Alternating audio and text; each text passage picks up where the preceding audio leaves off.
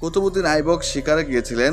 তিনি তীর ছুড়লেন এবং শিকারের কাছে গিয়ে দেখলেন এক যুবক তার তীরে আহত হয়ে পড়ে আছে, ছটফট করছে। কিছুক্ষণের মধ্যে সে আহত যুবক মারা গেল।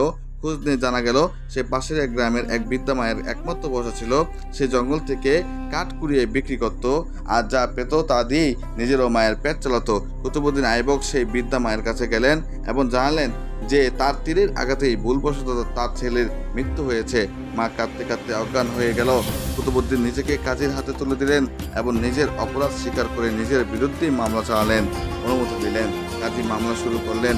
বৃদ্ধা মাকে আদালতে ডেকে বললেন, আপনি যে শাস্তি দিবেন ওই অপরাধীকে সে শাস্তি দেওয়া হবে। বৃদ্ধা বললেন, এমন বাদশা আর কোথায় পাবো যে নিজের রাজ্যে নিজের বিরুদ্ধে মামলা চালায়? যে ভুল তিনি ইচ্ছে করে করেনি। আজ থেকে কুতুবউদ্দিন আমার ছেলে, আমি তাকে ক্ষমা করে দিলাম।